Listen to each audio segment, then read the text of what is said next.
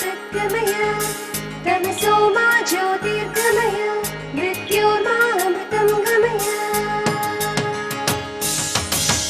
असतो मा सद्गमय तमसो मा ज्योतिर्गमय मृत्योर्मामृतं गमय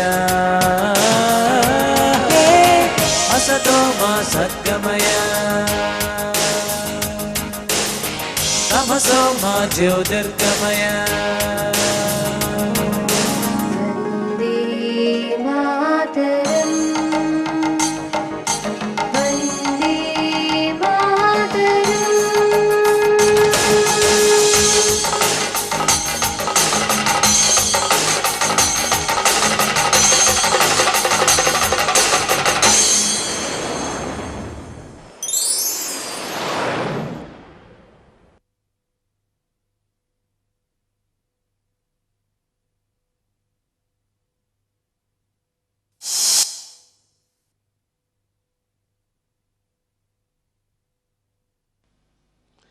The general objective of this episode is to expose the learners to different specimens of spoken English so that they also will be in a position to imitate and speak English in the manner in which it has been presented here. Nobody knows how a person learns a second or a third language. But there are different approaches. The most important approach which had been in vogue was one of translating the language, the target language, into the mother tongue and learning a few things by heart. Learning by heart was supposed to be a very effective method of teaching any subject or language, but it has fallen into disrepute over the years. And then people started thinking about language as a complex skill, the component skills of which are listening, speaking, reading, and writing.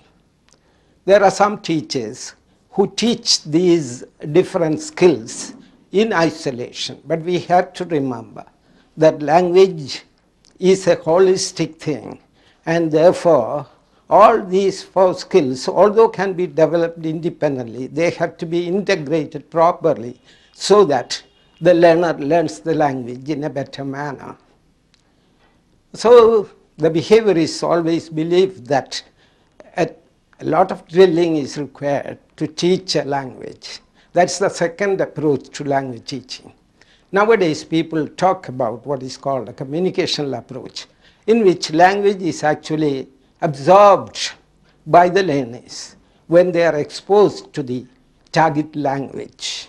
In our episode, we are trying to teach the children three kinds of skills. The first one is the listening skill, in which they are exposed to certain narratives and descriptions and a few probing questions are asked at the end of these narratives so that the children, if they have understood the narrative properly, would be in a position to answer the questions.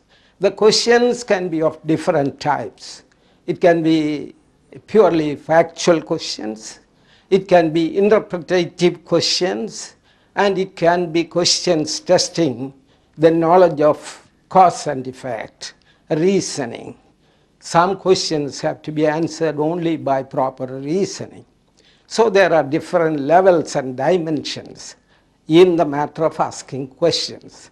And in the episodes, we always try to give different types of questions so that they will promote the children's understanding of the passage at a deeper level. The description is on the Priyadarshini Planetarium of Trivandrum, which will help the children not only to learn a few more language forms, but also a few scientific truths.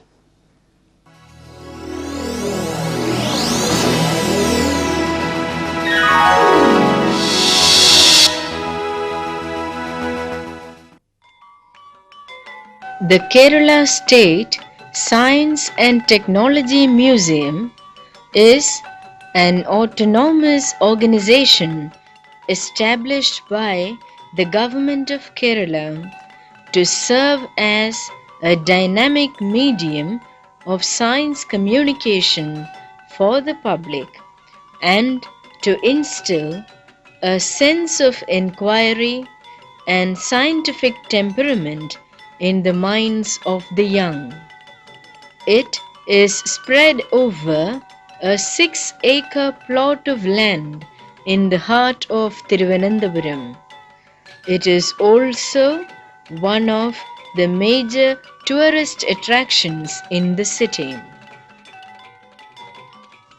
The aims and objectives of the museum are galleries with working, animated, and participatory exhibits in all disciplines of science and technology, mobile and temporary exhibitions, along with science film shows, science educational programs through TV, radio, and other media of communication, demonstration lectures, teaching aids, lending services, and science competitions for students at various levels, and provision of workshops, laboratory, library, and auditorium facilities.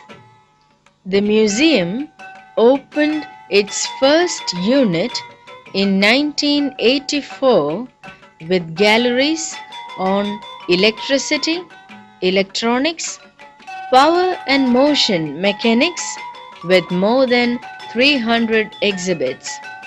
Later galleries on popular science, mathematics, automobile engineering, computer engineering, biomedical engineering, and solar energy were opened to the public. The Priyadarshini Planetarium, the most prestigious wing of the museum, began functioning in 1994. A children's science park and a mobile science exhibition unit were established in 1997 and 1999 respectively. The Electrical Gallery houses a rare collection of cells and batteries, automatic cradle, electronic calendar, Jacob's ladder, and logic game, among other items. The popular Science Gallery examines some of the fundamental principles in physics. The double harmonic pendulum drawing symmetric patterns, centrifugal force, black body radiation, coupled pendulums, Newton's cradle, Bernoulli's surprise, parabola, Maxwell's wheel, floating ball, and spring negotiating steps are displayed. The mathematical gallery and the computer gallery provide stimulating mental exercise and an insight into the evolution of computers. Scaled down models of boilers form the major attraction of the Mechanical Engineering Gallery. The complexity of automobiles is explained in working models of automobile engines and accessories in the Automobile Engineering Gallery. The Biomedical Gallery has interactive models of biomedical equipment, animation graphics on personal computers, and digital announcement systems. The exhibits include heart and ECG, pulse oximeter, ECG live demonstration, self-evaluation system, X-ray imaging and laser. The Priyadarshini Planetarium is one of the most sophisticated and versatile planetaria in India. The planetarium reveals the wonder world of astronomy through glimpses of the sun, the moon, planets, asteroids, comets, constellations, and galaxies.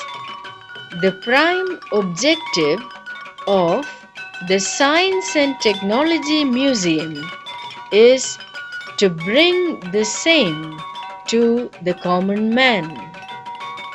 A mobile science exhibition unit comprising 24 exhibits of working models in various scientific disciplines travels in a bus to educational institutions all over the state.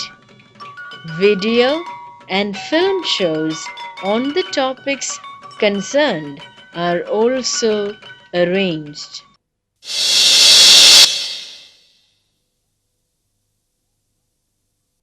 What is a Science and Technology Museum?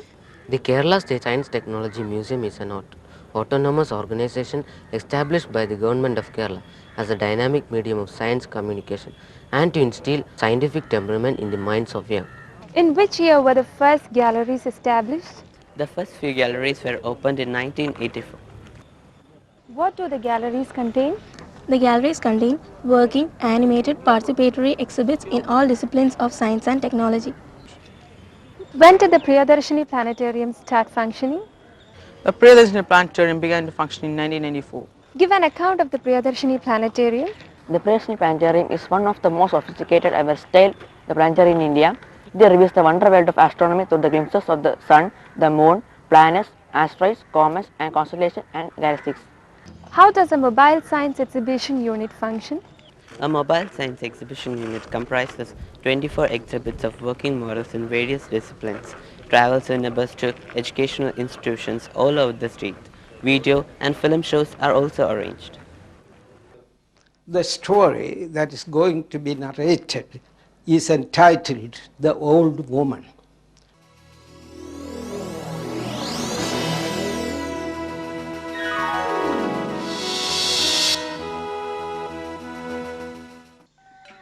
Once upon a time, there was a wealthy old woman. She lived alone in a big bungalow with 2 servants, a couple from a remote village. The husband served as a gardener and watchman, while the wife looked after the old mistress and the household. The old woman was quite a disciplinarian with a fixed routine. She got up early at 5 o'clock, had her bath, and settled down to an hour of prayer in her puja room. The couple had to get up early to feed the cows, bathe the dogs, clean the house, and get breakfast ready by the time she completed her prayers. This was tough as they had to work late into the night as well. To get them going, the old woman bought a cock that crowed in the early hours of the morning. The servants had no option but to get up with the cock on a daily basis. The old woman would give them no peace unless they had completed half the day's work by daybreak. The two of them grew quite thin exhausted from the long hours of work. The need to get some more sleep soon became their sole concern. The cock that woke them up became the object of their hatred. In the end, they decided to kill the cock and solve the problem. The wife told her husband, "The old woman wouldn't know when we get up unless the cock crows. So, if we get rid of the cock for good, she wouldn't be able to order us about so early." They killed the cock the next evening and went to bed peacefully. Needless to say, it was a brief respite. Imagine the shock they received when, in a couple of days, the old woman banged on their door in the middle of the night and demanded to know whether they were awake. In the absence of the cock, she had gone cranking, unable to judge the time, worried that everyone must have overslept. It soon became her habit to wake the servants at odd hours of the night and send them on various errands. The maid and her husband cursed themselves for killing the cock. Life had turned into a nightmare now.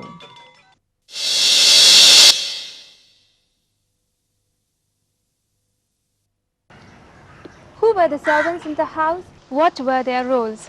A couple from a village served the old woman. The husband served as a gardener and watchman, while the wife looked after the mistress and the household. Why were the servants unhappy? The servants were unhappy because of the long hours of work. They had to get up in the early hours of morning and work late into night. How did the cock influence the routine of the servants? To get them going, the old woman bought a cock that crowed in the early hours of the morning. The servants had no option but to get up with the cock on a daily basis. The old woman would give them no peace unless they had completed half the day's work by daybreak. How did the couple solve the problem?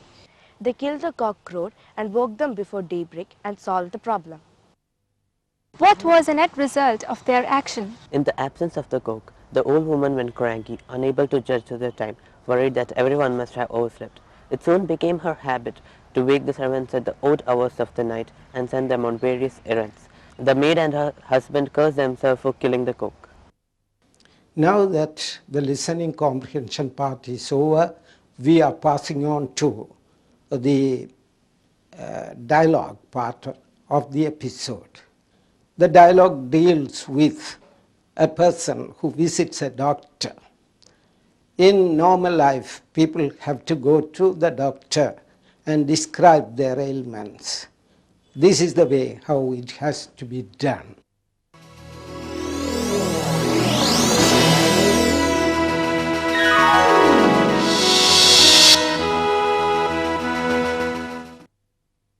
Good evening, doctor. Good evening. Please take a seat. What's the problem? I have severe cold and fever. I caught the cold 3 days back. Let me examine you.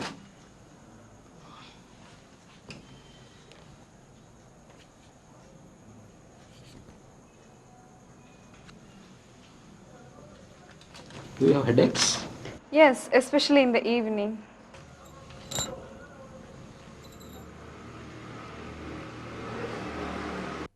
Where are your parents? They are at home. I am on a tour with a group of friends. Does anyone else in your group have cold or fever? Arun, my friend, also has fever, doctor. He is waiting outside to see you. Nothing to worry. You have a viral fever. It seems that you have developed chest infection too. I'll prescribe antibiotic to be taken twice a day after meals for 3 days. You could have a cough syrup too. It's just the bad weather.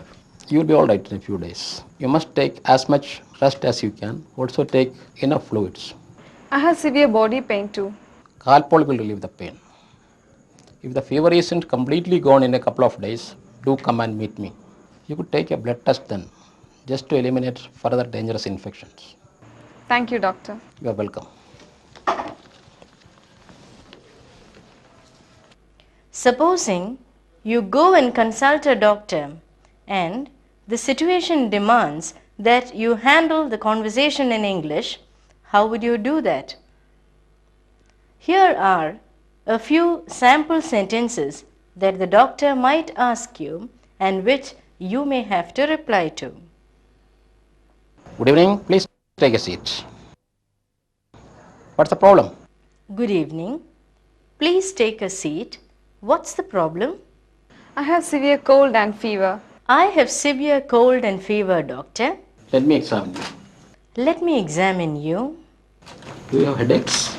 Do you have headaches? Also note the concluding sentences. Thank you, doctor. You are welcome. Thank you, doctor. You are welcome. Let's take a look at the doctor-patient interaction once again. Good evening, doctor. Good evening, please take a seat. What's the problem? I have severe cold and fever.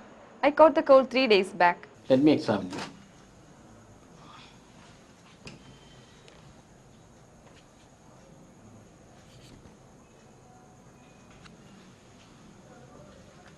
Do you have headaches? Yes, especially in the evening.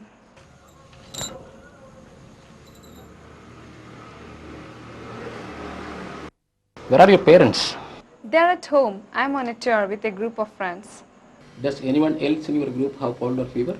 Arun, my friend, also has fever, doctor. He's waiting outside to see you. Nothing to worry. You have a viral fever. It seems that you have developed chest infection too. I'll prescribe antibiotic to be taken twice a day after meals for 3 days. You could have a cough syrup too. It's just the bad weather. You'll be all right in a few days. You must take as much rest as you can. Also take enough fluids. I have severe body pain too. Calpol will relieve the pain. If the fever isn't completely gone in a couple of days, do come and meet me. You could take a blood test then, just to eliminate further dangerous infections. Thank you, doctor. You are welcome. Now we enter the third part of the episode, namely usage, points of usage. And here in this, we are going to discuss and practice the use of pronouns in English.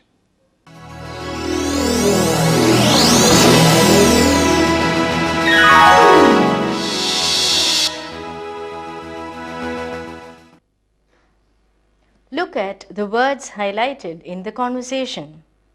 They help to avoid repetition of the same name or situation. Such words that stand in the place of a noun are known as pronouns. Personal pronouns are commonly used in ordinary communication. First person, singular I, with the variations me, my, mine and myself. Plural forms would be we and us. Second person you and third person pronouns he, she and it with the plurals they and them. Other pronouns commonly used are this, that, these, those, who, which, what, whose, whom, which, that, none, nobody, nothing, and no one. Some, any, everything, each, all, much, many, several, a little, a few, less, least, and so on. Let's see how pronouns are used in ordinary speech. The building is very old and crumbling. Nobody will buy it. He didn't believe what I said. which annoyed me very much. I'll find you wherever you hide. She pulled him by the sleeve. This is my bike. Look at that zebra. It is beautiful. My relatives are good people. I like them very much. The police have been informed. They will arrive soon. Would you like some sweets? There are a few left. The boys washed themselves in cold water. The girl watched herself in the mirror. Lata and I went to the theatre, but we didn't get tickets. Going back to the same series of sentences, can you now identify the pronouns used? The building is very old and crumbling. Nobody will buy it. He didn't believe what I said, which annoyed me very much. I'll find you wherever you hide. She pulled him by the sleeve. This is my bike. Look at that zebra. It is beautiful. My relatives are good people. I like them very much.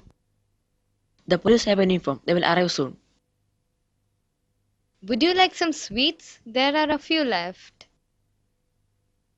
The boys washed themselves in cold water. The girl watched herself in the mirror. Lata and I went to the theatre, but we didn't get tickets. Many of the personal pronouns are found in the old woman.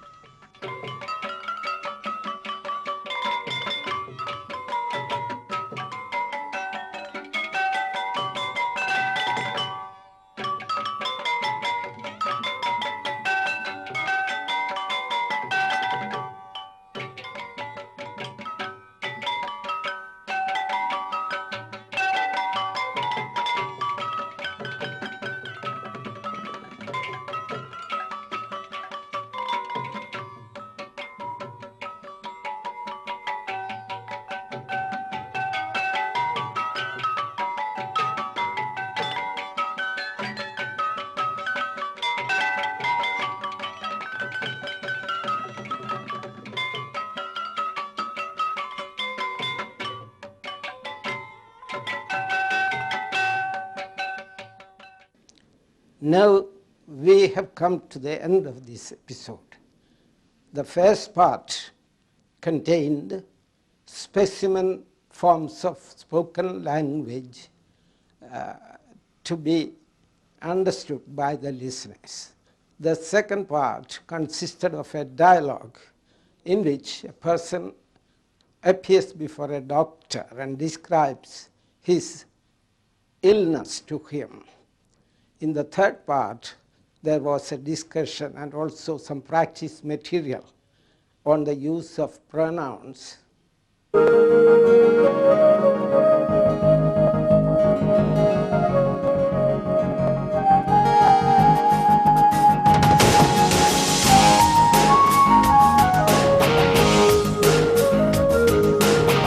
असतो मा सद्गमय तमसो मा ज्योतिर्गमय मृत्युर्मा मृतं गमय